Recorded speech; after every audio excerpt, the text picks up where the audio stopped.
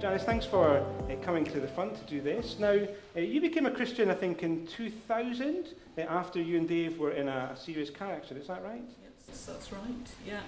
Holy Trinity Home ran an Alpha course and we were both saved.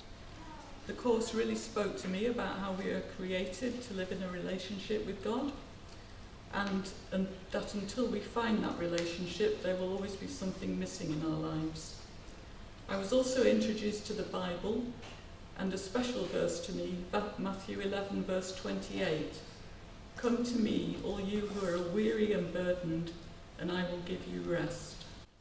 That's brilliant. So that was 2000. And did you find then after that time that trusting in Jesus helped, I guess, both you and Dave in the years after the accident? Yes, it gave us both hope and peace, and we were wonderfully loved and supported by the members of Holy Trinity, and especially by our home group. Yeah, that's wonderful as well. But sadly, Dave died in 2008. And from that point, things started to unravel a little bit. Can you tell us a little bit about that? Yeah, I coped at first. Then something happened which made me see that in some ways I hadn't actually been trusting in Jesus, and as a result made some poor choices. And I came to believe that I had lost my salvation by grieving God. Oh, and how did that then affect you, Janis? Well, it was awful. I despaired. I felt so guilty and ashamed. I couldn't go to church and cut myself off from my church family, despite their many efforts to help me. I also had many tortured conversations with a dear Christian friend, Janis Wood, who fed me and tried so hard to convince me that Jesus loved me and that through him I could be forgiven anything I thought I had done and that I was still saved. But I just couldn't let myself believe it. Yeah, and so what happened after that then? Well, sadly, I had a nervous breakdown and tried to harm myself and was admitted to a psychiatric ward. I stayed there for several months and was given antidepressants and antipsychotic medication. Eventually, I came home and was supported by my family, and especially by my dad. But my family could see I wasn't coping, and I was readmitted around the second anniversary of Dave's death. Yeah, but you did obviously manage to get home again after that. Yeah. Yes, and I limped along for the next 5 years, hiding really, with Dad spending most of the week with me. I did manage to volunteer one morning a week at the Christian bookshop, Marketplace Books, in Kendal, although I was sure I shouldn't be there. My friend Jill, the manager, persuaded me to keep going, and it did help me to talk with her. Yeah, that's great. And then, I guess another tragedy happened when sadly your dad died, and then you were living on your own again. Yeah, and although I was still suffering, I was fairly stable, so with the help of my GP, I gradually came off my medication, which was a mistake. I ended up having a mental crisis and ran away to Scotland and tried to harm myself again. Oh, Janis, but your family, they obviously reported you to the police and as a missing person, and you were found by the police, I think. Is that right? Yeah. Yeah. Yeah, my family were wonderful. I gave them so much worry. My brother Rod was in America, but he tried to come up with suggestions as to where they might look for me.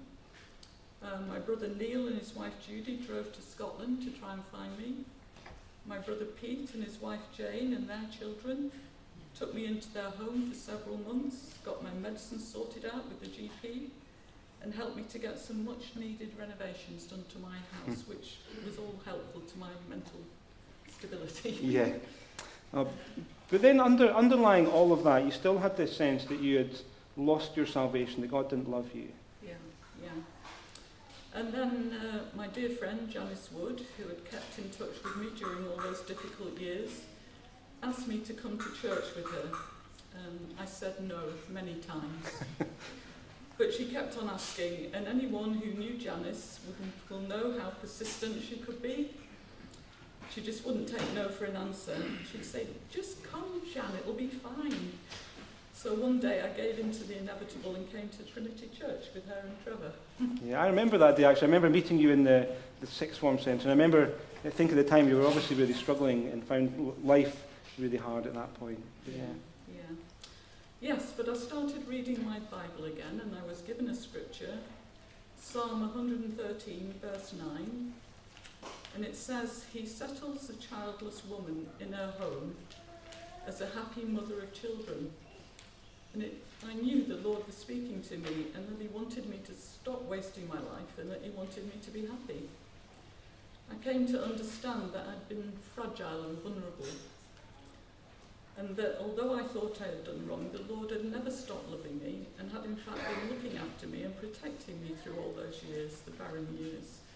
Well, that's an amazing thing to come to realise again. And so how have things been since then? Well, the Lord has been gradually healing me, providing for me, and restoring me in all sorts of ways.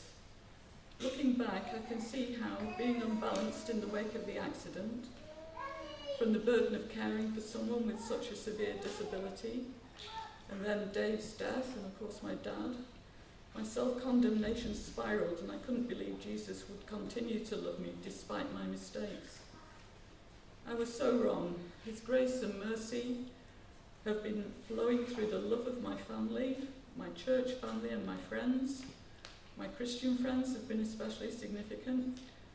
I want to reaffirm today my commitment to Jesus in front of you all and to tell of his saving grace.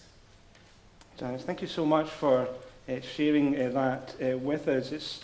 It's hard to hear how you struggled, but wonderful to hear how you found God's grace again. And if you want to know a little bit more about Janis' story, you can hear a little bit more on our YouTube channel. We've got Janis gave a little bit of a testimony leading up to becoming a Christian and what that was like.